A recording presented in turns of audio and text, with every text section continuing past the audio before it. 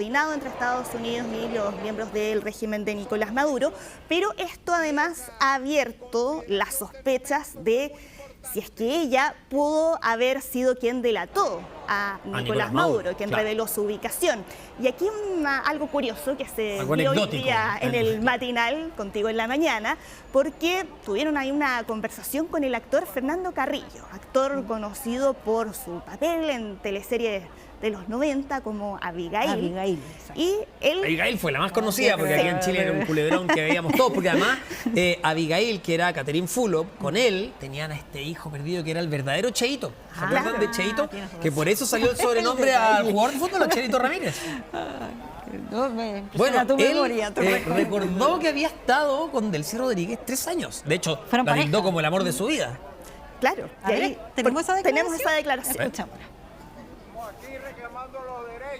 ¿Tú descartas por completo que Delcy Rodríguez haya traicionado a Nicolás Maduro? Porque ella es la mujer, a la luz de los analistas, elegida por Estados Unidos para hacer la transición. La conozco muy bien a la vicepresidenta, la hoy primera presidenta de Venezuela.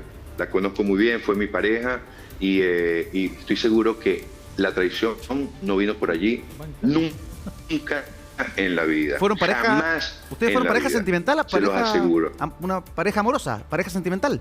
Así es, 3 años. La mujer más inteligente. Hoy puedo decir que ha sido el gran amor de mi vida. A esta edad, sabiendo cómo actúa, sabiendo cómo defiende a su familia, sabiendo cómo defiende a su patria.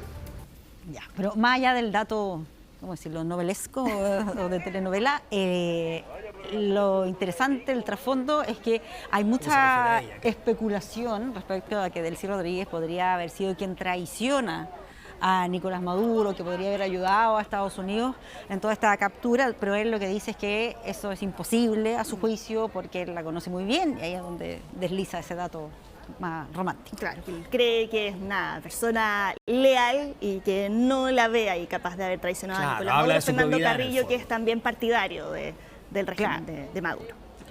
Es interesante esa conversación que se tiene y lo que vamos mostrando son las distintas posturas que hay en el fondo sobre lo que está pasando en Venezuela, donde vamos a estar más ratito revisando lo que está pasando en Caracas, pero también es llamativo como los venezolanos que están allá en el país siguen mirando todo esto con una pequeña distancia, con cautela, con no tanta efusividad respecto a celebrar, porque muchos perciben que tampoco hay acá un cambio total de régimen, sino que como que están tratando de analizar qué es lo que ocurre, qué va a pasar y en qué va a decantar todo esto.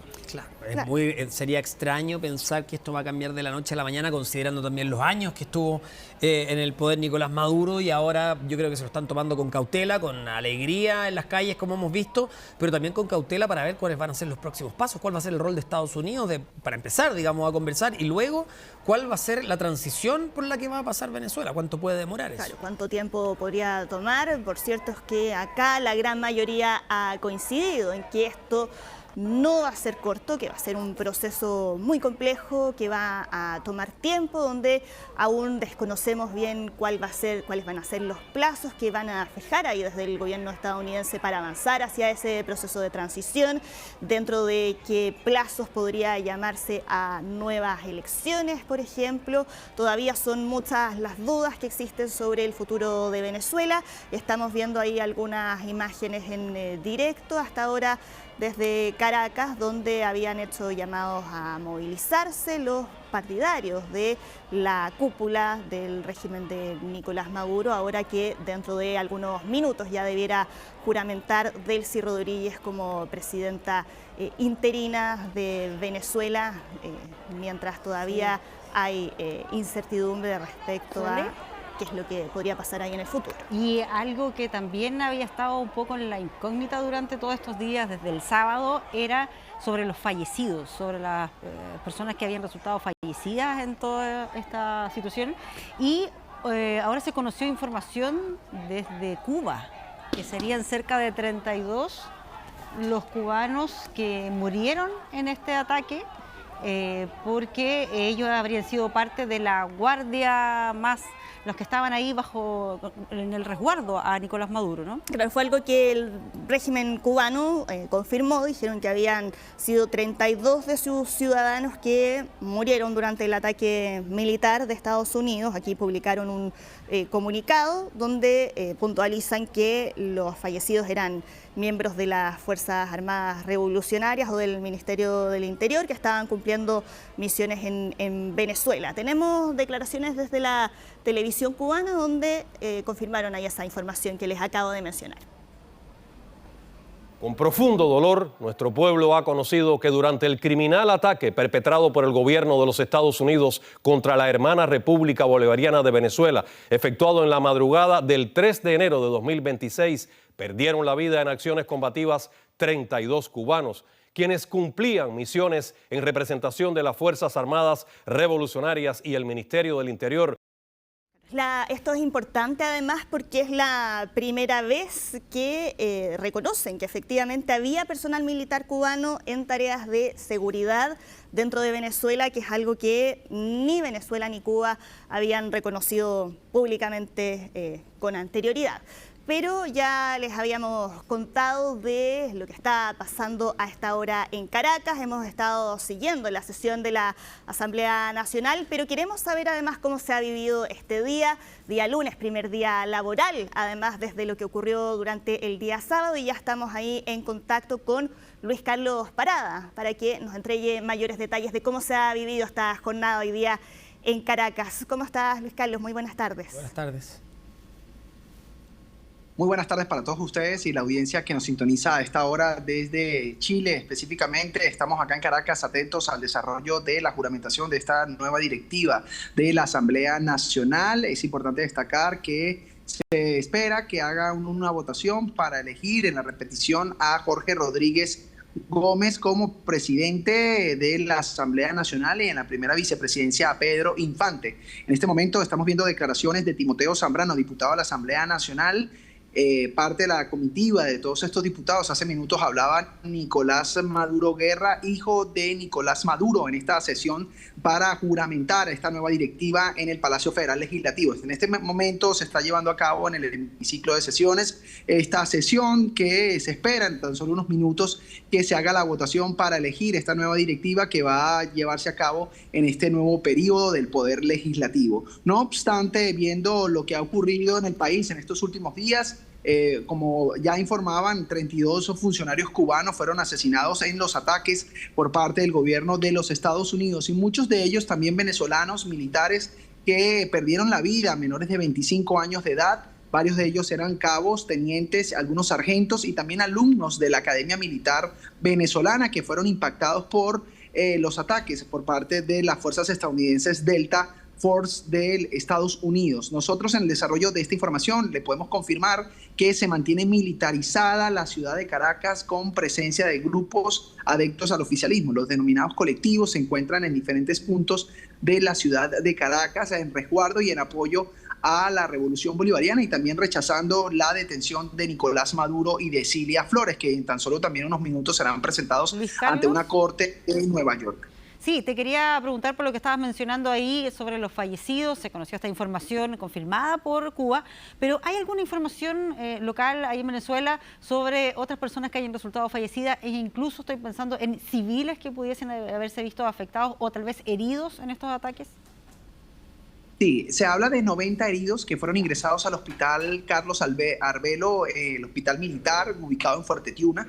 Fueron ingresados diferentes funcionarios militares y también algunos civiles. Vemos que durante la noche y la madrugada del 3 de enero se vieron en imágenes en redes sociales una gran cantidad de conductores tratando de salir de la base militar Fuerte Tiuna, donde se encontraba Nicolás Maduro. Recordemos que esta es una base militar que está custodiada por el ministro para la Defensa, Vladimir Padrino López, quienes también tienen viviendas, propiedades dentro de esta base militar. Por eso también las autoridades estadounidenses indicaban que era algo complicado ingresar a este territorio, porque es una base principal acá en Caracas, totalmente donde hay militares, pero también hay viviendas de civiles dentro de este conjunto militar. Ahora, es importante resaltar que de los heridos hay personas que pudieron relatar la situación de cómo perdieron de pronto sus viviendas. Entre ellos hay una señora que también perdió la vida ubicada en el municipio de Latillo, donde confirman que murió tras los ataques, y también hay otros heridos civiles que vieron los impactos, no solamente acá en Caracas, sino también en el interior del país. Recordemos que estos ataques fueron en simultáneo en los estados Aragua, Miranda y también en La Guaira, específicamente en el puerto, donde también recibieron proyectiles de los impactos de los misiles lanzados por los helicópteros y aviones estadounidenses. Luis Carlos, me quiero detener en lo que nombraste recién, que tiene que ver con la ciudad militarizada. ¿Ha habido enfrentamientos entre personas que manifiestan su alegría por el derrocamiento de Nicolás Maduro y la policía y los militares? ¿O la sensación ambiente es más bien de miedo y no han salido de sus casas? Cuéntanos un poco qué es lo que se vive en las calles. En las calles de Caracas la gente no está celebrando, no hay una celebración en Caracas luego de lo ocurrido. Recordemos que continúa el oficialismo gobernando Venezuela. Delcy Rodríguez fue juramentada como presidenta encargada. Ayer la vimos reunida con todo su gabinete ministerial, que era el mismo que tenía Nicolás Maduro cuando estaba acá en Caracas, y ahora se mantienen reunidos en este proceso para elegir la nueva directiva de la Asamblea Nacional. Recordemos que tanto el Poder Legislativo, el Poder Ciudadano, el Poder Ejecutivo, el Poder Ciudadano se mantienen con representantes del Partido Socialista Unido de Venezuela. Vemos un fiscal general, Tarek William Saab, vemos a Jorge Rodríguez, que pudiese en este debate, en esta votación que pueden hacer en unos minutos, pudiese repetir como presidente del Parlamento venezolano, de la Asamblea Nacional. Entonces, realmente no hay una celebración de los ciudadanos acá en Caracas. Hay fuerte presencia militar, policial en diferentes puntos del oeste y del este de Caracas. En la Plaza Francia de Altamira, en mi recorrido que hice en horas de la mañana, pude ver presencia de funcionarios de la Policía Nacional Bolivariana. Hay una gran presencia militar, incluso estos grupos adictos al oficialismo de civiles con armas largas están deteniendo algunos vehículos, algunas personas, donde les piden revisar los carros, piden revisar los teléfonos celulares. Realmente pues hay un poco de temor, ¿no? De que pudiese acontecer en los próximos días. Por eso muchas personas el fin de semana buscaron la forma de abastecerse de comida, de agua, de alimentos, abastecer combustible para sus vehículos, porque hay mucha incertidumbre. No se sabe qué puede ocurrir en estos 30 días del mes de enero, y también lo que pudiese ocurrir en las próximas horas Solo brevemente, ¿cualquier militar puede pedirle a una persona que le entregue su celular para revisar la información que tiene? Y las decisiones que... Correcto. Sí. Sole, Quería mencionar algo. Sí, ahí tú nos contabas además el fin de semana algo que ya nos mencionabas, que es lo que había estado ocurriendo en los supermercados, en las estaciones de bencina, con muchas personas que habían llegado a abastecerse. ¿Qué ha pasado hoy? Porque hoy día ya es primer día laboral, ya es día lunes, me imagino que ha habido más actividad en las calles. ¿Se ha mantenido lo mismo que ocurrió durante el fin de semana?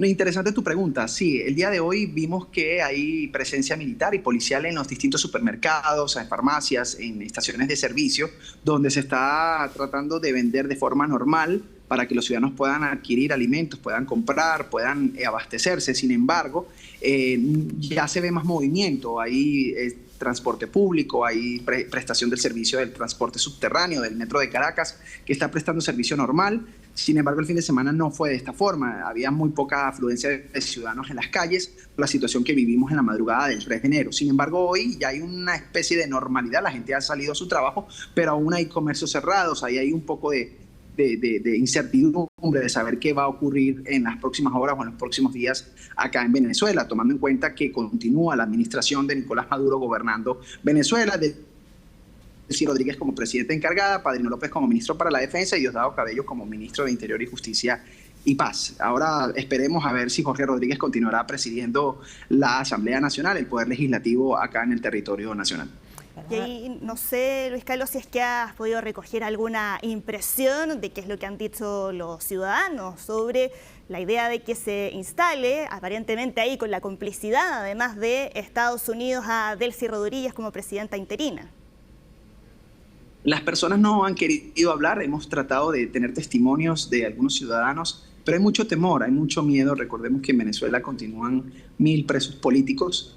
El año pasado hubo una detención de casi más de 2000 personas, entre ellos casi 90 adolescentes, de los cuales fueron liberados los últimos 4 adolescentes que quedaban detenidos en distintas cárceles venezolanas. Y eso ha generado un poco de temor, de miedo, preocupación, si decir algo en alguna cámara pudiesen detener a alguna persona. Realmente los ciudadanos se limitan a hablar frente a las pantallas, a las cámaras de medios internacionales, por lo que se ha vivido en el país. Hay mucho miedo. Sin embargo, en otros países vemos como más de 8 millones de migrantes venezolanos han podido celebrar en diferentes partes del mundo. Acá en Caracas, en Venezuela, no se ha visto de esa forma. Hay mucho temor, hay mucha incertidumbre por lo que pudiese ocurrir. Sin embargo, nosotros hemos tratado de salir a las calles, de poder mostrar cómo está la ciudad, pero hoy se nos ha hecho un poco complicado debido a la presencia de gran cantidad de funcionarios de la Policía Nacional, de la Guardia Nacional y también de estos grupos civiles que les comento que están armados y hacen alcabalas en diferentes avenidas y autopistas de Caracas, revisando los vehículos, las motos, algunos pidiendo teléfonos celulares para ver las conversaciones. Y bueno, tomando en cuenta que también está activo el decreto de estado de conmoción exterior, que le da facultades al Ejecutivo, más poder del que antes ya tenían para poder defender la soberanía de la República y cualquier agresión que pueda realizar Estados Unidos próximamente. Claro, no es fácil el reporteo en esas condiciones.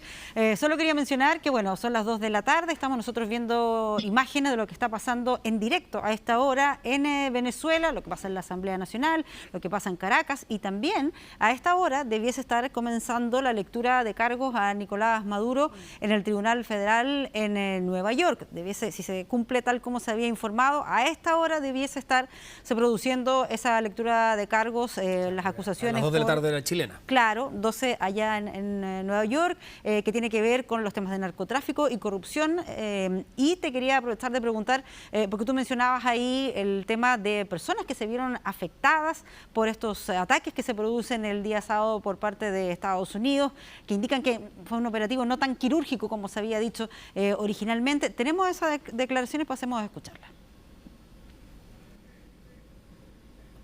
Discutimos los estallidos, una situación que nunca en la vida se lo deseó a nadie y bueno, de repente empezó a explotar todo, unos sonidos, un bombardeo horrible, empezamos a desalojar, a correr por todos lados, a tratar de salir lo más que podíamos de los lugares. Entonces cuando volvimos nuevamente fue que vimos todos los daños que se ven aquí. Porque de broma no me mataron a mis hijos aquí, ¿sabes? Así como de broma no me mataron a mis hijos, vuelvo y les repito, allá arriba hubieron también familias, 2 señoras mayores que murieron por estos actos, que no deberían de haber pasado, porque nosotros no tenemos la culpa de lo que pasa en el mundo. Serán parte de las declaraciones ahí que entregaron las personas que se vieron afectadas con estos bombardeos. Luis Carlos, te damos las gracias por contarnos lo que está pasando ahí en Caracas y por supuesto seguimos en contacto contigo para cualquier otra información que surja. Muchas gracias. Gracias, Luis Carlos. Muchísimas gracias, muchachos. Estaremos atentos al desarrollo de cómo surge la juramentación de esta nueva directiva de la Asamblea Nacional y lo que pueda reaccionar en Estados Unidos con esta corte de la presentación de Maduro y Cilia Flores ante la justicia estadounidense. Gracias, un abrazo. Que esté bien. Y en medio de este clima de incertidumbre, además, muchos nos estamos preguntando qué es lo que está ocurriendo ahora en la frontera entre Venezuela y Colombia después de la captura de Nicolás Maduro. Estamos también ahí desplegados, allá se encuentra Roberto Cox para que nos entregue el detalle de cómo se ha vivido hoy en este día lunes la situación ahí donde tú te encuentras en la frontera. Roberto, ¿cómo estás? Buenas tardes. Hola, Roberto. Hola Sole, ¿cómo estás? Hola a todos ustedes ahí en el estudio. A ver, se comienza a analizar cuáles son los pasos a seguir de parte del gobierno colombiano después de lo sucedido el sábado en Caracas. Y una de las máximas preocupaciones que hay ahora en la frontera tiene que ver con la eventual huida de delincuentes venezolanos, de mismas autoridades venezolanas, o miembros de las guerrillas, por ejemplo, del Ejército de Liberación Nacional, que permanecían en territorio venezolano y que podrían estar arribando a Colombia para sentirse un poco más seguros. Es la duda que permanece ahora en esta frontera. Acá está el puente internacional Simón Bolívar, podemos ver que hay un alto tránsito de personas habitual a lo que se vive en un día de semana normal. La frontera es muy permeable, tanto en la vía legal como en las trochas que hay en el río donde hay pasos clandestinos, pero la pregunta es si es que ya hay determinadas personas que vienen de Venezuela y buscan refugiarse en territorio colombiano ante la eventual caída del régimen chavista del lado venezolano. Hemos sabido que en los últimos años hay agrupaciones criminales, como por ejemplo el Tren de Aragua, que han actuado con cierta impunidad en territorio venezolano. Se ha hablado también de cierta convivencia entre el gobierno venezolano y la guerrilla colombiana, que también opera del lado venezolano. Entonces la pregunta a hacerse es si después del ataque a Estados Unidos en territorio venezolano, muchas de estas personas puedan refugiarse en suelo colombiano. Incluso algunos llegan a mencionar la posibilidad de que altos líderes del régimen venezolano, como Diosdado Cabello, puedan llegar incluso a territorio colombiano para evitar la injerencia o la acción del ejército norteamericano, tal como pasó con Nicolás Maduro.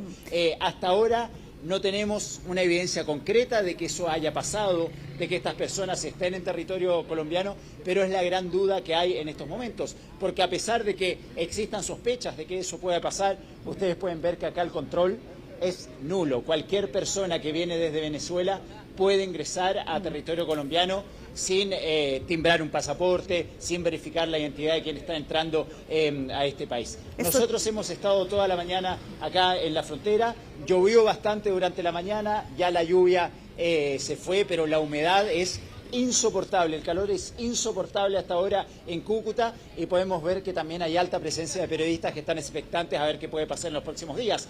Tuvimos la oportunidad también de conocer, por ejemplo, la historia de Carlos Barragán. Él es periodista de Caracol TV, un canal de noticias acá en Colombia, que fue retenido durante algunas horas en territorio venezolano cuando él intentó ingresar a ese país para reportear la situación de cómo estaban viviendo los venezolanos estos días del otro lado de la frontera. Bueno, no la pasó nada bien nuestro colega colombiano, y los invito a escuchar el testimonio. Nos contó un poquito cómo fue recibido por la Guardia Nacional venezolana, cómo fue recibido por la Dirección General de Contrainteligencia Militar, quien los retuvo durante varias horas, a él y a su equipo. No pasó un momento muy agradable, dando cuenta de la peligrosidad que significa para los medios de comunicación internacionales que están en este lugar pasar del otro lado de la frontera. Escuchemos.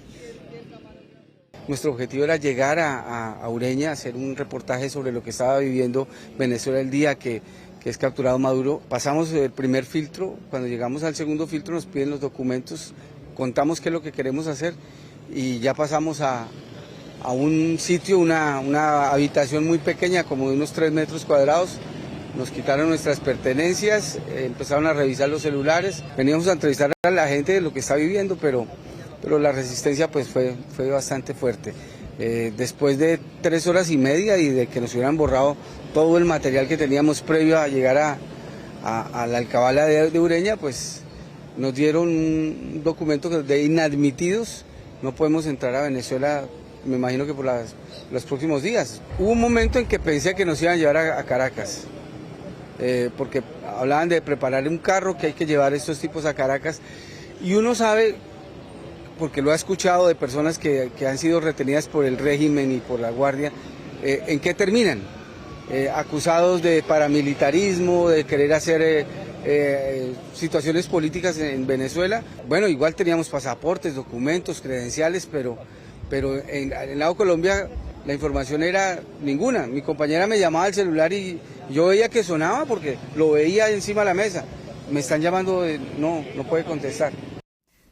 Sí, Roberto, a propósito de los temores que tú ya nos describías, que muchos tienen, y te iba a preguntar si es que ha habido ahí algún refuerzo en la frontera. Tú decías que no, que los controles eran mínimos, pero ¿qué pasa con los horarios de funcionamiento? ¿Ha habido ahí alguna variación respecto al horario de cierre, por ejemplo, o se mantiene todo igual?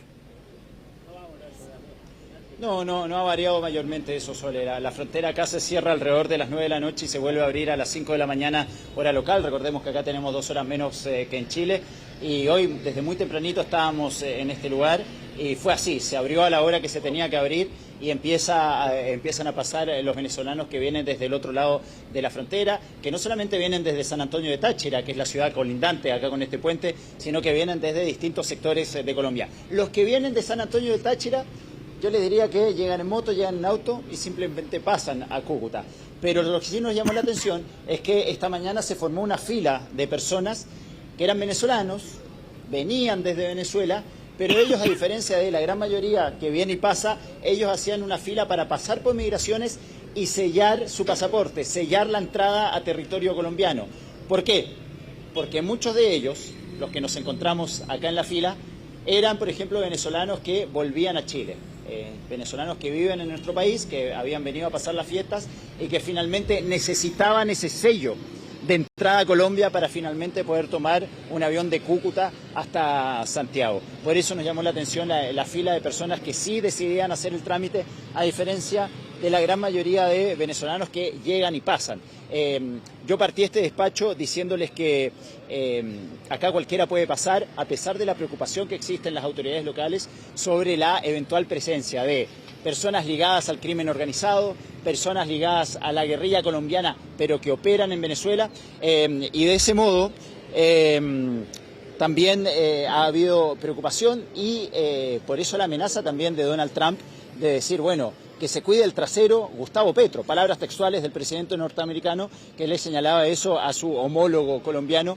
El mismo Petro respondió a estas amenazas. En su cuenta de Twitter dijo, si ustedes bombardean uno solo de estos grupos sin inteligencia suficiente, pensando que eventualmente Estados Unidos podía bombardear algún grupo paramilitar en territorio colombiano, matarán muchos niños, si bombardean campesinos se volverán miles de guerrilleros en las montañas, y si detienen al presidente que buena parte de mi pueblo quiere y respeta, desatarán al jaguar popular. Fue lo que tuiteó hace algunas horas atrás Gustavo Petro, y quiero agregar otra cita más del presidente colombiano, quien dijo a través de sus redes sociales, aunque no he sido militar, sé de la guerra y la clandestinidad. Juré no tocar una arma más desde el Pacto de Paz de 1989, pero por la patria tomaré de nuevo las armas que no quiero. Fue la respuesta de Gustavo Petro ante las amenazas de Donald Trump de poder también actuar en suelo colombiano. ¿Roberto? Amenazas que algunos las creen probables, ya que algunos delincuentes o personas ligadas a la guerrilla podrían estar pasando en este momento desde Venezuela hacia Colombia. Claro, por eso es tan relevante el punto donde estás tú ahora en estos momentos, pero te quería comentar información que estaba saliendo desde algunos medios estadounidenses sobre lo que está ocurriendo a esta hora en Nueva York, en que se está haciendo esta lectura de cargos a Nicolás Maduro, detalles en los cuales el juez le pide a Nicolás Maduro que se identifique. Maduro lo hace en español, haciéndose llamar el presidente de la República de Venezuela y diciendo que está aquí secuestrado, información que entrega el New York Times. También con eso queda claro que se va a declarar inocente. Claro, que era uno de los puntos. También otros datos que va entregando este periodista que está al interior, donde se está desarrollando la audiencia, dice ahí que Maduro ha aparecido vistiendo una camisa azul marino de manga corta, sobre atuendo naranja y auriculares, probablemente para la traducción. Su esposa, Cilia Flores, está sentada a 2 asientos de distancia de él, en un traje azul marino y naranja similar. El juez también le ha dicho que su trabajo es garantizar este procedimiento justo, un juicio justo. Dice que ese es su trabajo, que esa es su intención, y ahí comienza a resumir esta acusación, leyéndole los cargos que tienen que ver con narcotráfico y con corrupción. Este juez de 92 años, donde los análisis que se hacen en los distintos medios es que probablemente los va a determinar que sigan en prisión Maduro y su esposa sin fianza en espera de este juicio.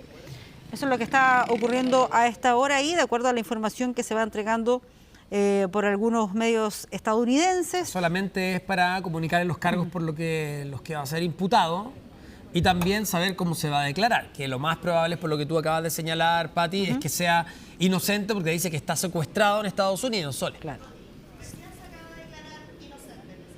Ya, acaba de ocurrir entonces.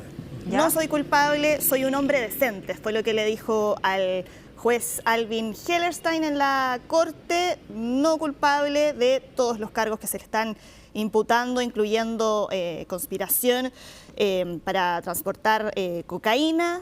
Son 4 cargos, recordemos, los que se le imputan a Nicolás Maduro y que tienen que ver precisamente con narcotráfico principalmente. Y recién, como ya les decía, se acaba de declarar culpable de todos ellos. La duda ahora está en qué es lo que viene ahora para el juicio. Se esperaba que pudiera declararse inocente y lo que se espera entonces es que todo este proceso, Cilia Flores también. Porque él sería Sole, perdón, por narcoterrorismo y conspiración, y ella por encubrimiento y facilitación de esas operaciones ilícitas, digamos. Claro, conspiración narcoterrorista, conspiración para importar cocaína, posesión de ametralladoras y dispositivos destructivos, y conspiración para poseer ametralladoras y dispositivos destructivos contra Estados Unidos. Son los 4 cargos contra Nicolás Maduro, mientras que los cargos contra su esposa Cilia Flores apuntan más bien a conspiración por aceptar sobornos para facilitar reuniones entre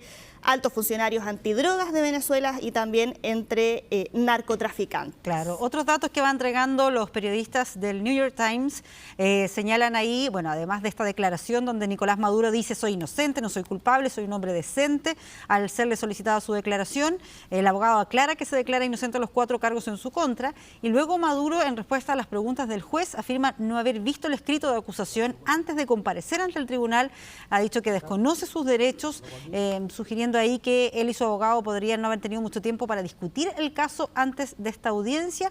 Es parte de la información y lo que van describiendo los periodistas, en particular del New York Times, que están en esta audiencia, porque a esta hora ya está Nicolás Maduro escuchando la lectura de cargos de parte del juez Hellerstein, este juez de 92 años, ahí en este tribunal en Nueva York.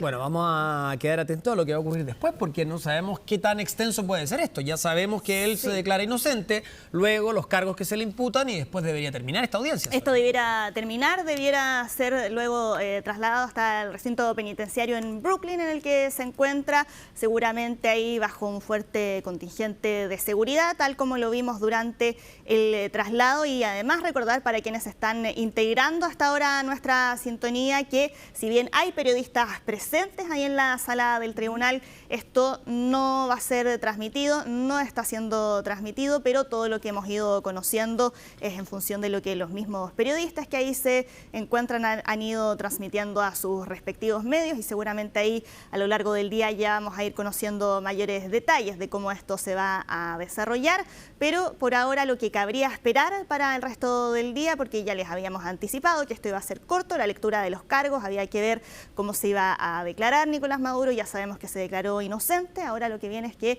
nuevamente ahí quede bajo custodia donde ya se encontraba en Brooklyn. Vamos a quedar ahí a la espera entonces de lo que ocurra durante los próximos minutos. Lo que está pasando en este momento es que empieza a hacerse esta lectura de cargos a la esposa de Nicolás Maduro.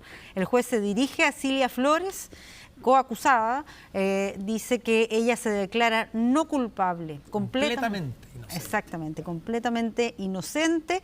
Está Nicolás Maduro y su esposa Cilia Flores a esta hora compareciendo ahí ante el juez Alvin Hellerstein, vistiendo, como les decía, esta camisa azul marino, manga corta, con uniformes carcelarios de color naranja. Ya habría terminado entonces esta, o por lo menos esa primera comunicación entre el juez y Nicolás Maduro, y ahora estaría ocurriendo lo mismo con su esposa Cilia Flores, y esto, Soledad, entiendo que debiese ser, por lo menos por lo que se ha visto en otros casos, una audiencia más o menos rápida, ¿no? Donde se lean estos cargos, se le informen de algunas situaciones, se tome alguna determinación por parte del juez, que probablemente sea que permanezcan en prisión sin fianza, y ya con eso debiese terminar esta audiencia, ¿no? Claro, esta es la primera audiencia, queda todavía mucho por delante, hay que elegir quiénes van a ser los miembros del jurado, seguramente ahí va a haber toda una disputa respecto también a la legalidad de la detención de Nicolás Maduro,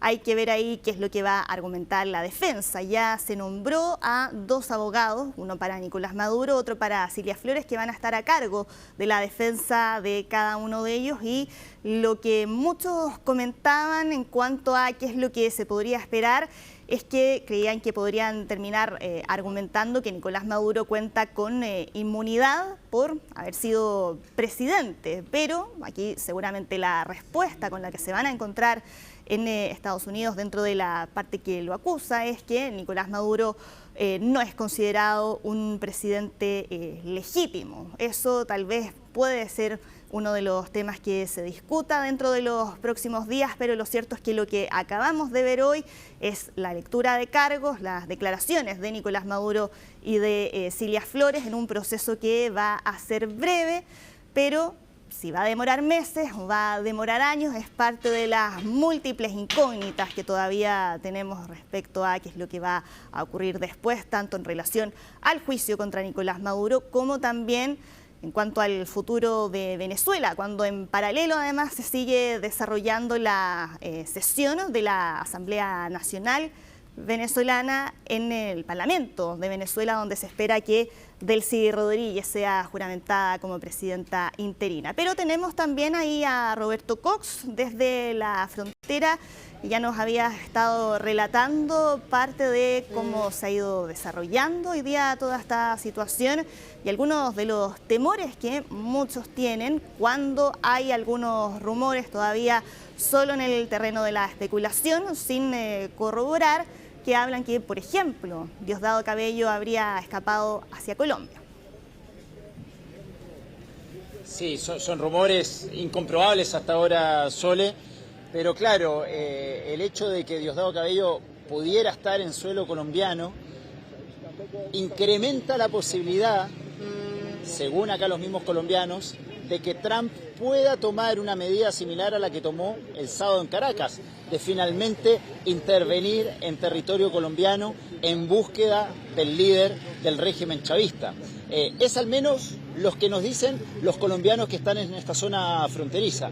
Bueno, dicen, bueno, si finalmente los líderes venezolanos llegan a Colombia, tal vez Trump va a actuar, porque acá todo señala. Algunos están de acuerdo y otros no. Otros dicen, bueno, no, ojalá que no lo haga, yo no estoy de acuerdo con él. Pero otros sí dicen, bueno, si se vienen a refugiar acá los líderes chavistas, ojalá que actúe. Las opiniones están divididas, pero lo que sí coincide todo el mundo en este lugar es que si Trump lo quiere hacer, finalmente tiene el poder para hacerlo y de eso están conscientes. Sole, yo te contaba recién que acá nos llamó la atención una fila que se formó más temprano de venezolanos que, si bien entraban al igual que todos ellos libremente a territorio colombiano, decidían sí sellar sus pasaportes porque después seguían viaje, muchos de ellos, a nuestro país. Hablamos con ellos, nos contaron cómo vivieron la situación el sábado cuando el ejército norteamericano ataca finalmente Caracas y nos cuentan un poquito qué piensan sobre el futuro de su país. Escuchemos lo que nos dijeron esta mañana. De partida, Estados Unidos es una entidad desconocida para la gente. No se sabe si va a actuar a favor, en contra, si los va a someter a algún régimen, si realmente está haciendo las cosas de corazón y no por intereses creados. Entonces, por eso le digo, la gente igual se mantiene en incertidumbre en saber cuál realmente es la intención de Estados Unidos con el país, porque es un país que tiene abundancia en recursos. Entonces la gente igual está clara que... Expectante a ver qué va a pasar. Exacto. Sí. Pero la expectativa es lo que se vive allá y la gente, como le digo, mantiene el orden, se resguarda en sus casas y en el día se dedican a cargar combustible en sus vehículos, motos y a abastecerse de mucha comida. Impotencia, o sea, rabia, muchas cosas, muchos desastres que han sucedido, por eso mucha migración en Chile o en otros países y bueno, ojalá que pague lo que tenga que pagar. Hay una inestabilidad, una incertidumbre. No se sabe si hay un cambio político general. Entonces, por esa incertidumbre uno no puede regresar aún. Que haya una transición de gobierno, que cambie totalmente el gobierno, el gabinete total y que empiece a mejorar todo mi país inmediatamente. Sí. ¿Te gusta que Estados Unidos se haga cargo de la situación? Me encanta, sí. ¿Sí? Sí. ¿Crees que podrá salir algo bueno de todo eso? Espero que sí, sí. Con mucha fe, sí. Bien, ahí teníamos las opiniones de, primero, un chileno que nos encontramos anoche acá en la frontera, que había ido a ver a la familia de su pareja. Él ya hace varios años está pololeando con una chilena y decidió pasar las fiestas acá y se encontró con todo este asunto estando en Puerto Cabello, un puerto acá en la costa venezolana, donde también tenían mucho temor que cayeran bombas norteamericanos, porque ahí había una base naval muy importante de Venezuela, y finalmente también es muy común encontrarse con muchos venezolanos que vinieron a pasar la fiesta y que finalmente están abandonando territorio venezolano para devolverse a nuestro país. Para terminar este despacho, bueno, tú lo decías recién, Sole, las dudas acerca del paradero de Diosdado Cabello. ¿Estará o no en Colombia? ¿Estará o no en la zona tal vez del Catatumbo, donde hay una alta presencia del Ejército de Liberación Nacional? ¿Podría estar protegido por la guerrilla colombiana en territorio colombiano? ¿Eso podría tal vez alimentar el hecho de que Donald Trump tenga interés en poder actuar en territorio colombiano para ir en búsqueda de los líderes chavistas? Son preguntas que nos hacemos a esta hora acá en la frontera con Venezuela. Es enorme la cantidad de medios de comunicación de todo el mundo que hay, no solamente medios colombianos, hay medios europeos, alemanes, suecos, noruegos, franceses, medios argentinos, hay medios de todo el mundo, agencias de todo el mundo también muy expectantes a lo que pueda pasar acá en la frontera, y también expectantes a que ante una eventual caída del régimen venezolano nosotros estemos acá al pie del cañón listos para poder entrar a territorio venezolano. Es lo que todos los periodistas que estamos acá deseamos, poder entrar a Venezuela para reportear un poco la situación de cómo se está viviendo esto en territorio venezolano. Hasta el momento eso es literalmente imposible. Ninguno de los profesionales que estamos en este lugar hemos podido entrar, ni probablemente lo vamos a poder hacer en los próximos días, mientras el régimen siga en pie en Venezuela, ya que tenemos prohibida la entrada. Podemos llegar hasta la mitad del puente a mi espalda y de ahí no podemos pasar porque los periodistas no somos bienvenidos, pero acá la expectación periodística es total acerca de lo que pueda pasar en las próximas horas respecto a la situación del régimen chavista en Venezuela. Tocó ahí en tu paso anterior por Cúcuta, hay una mala experiencia, vamos a ver ahí qué es lo que pasa, seguimos atentos a cualquier movimiento que ocurra en la frontera y también las otras informaciones que están todavía en desarrollo a esta hora. Muchas gracias, Roberto, por toda la información. Que estés muy bien. Que estés muy bien, nos vemos. Chau, chau.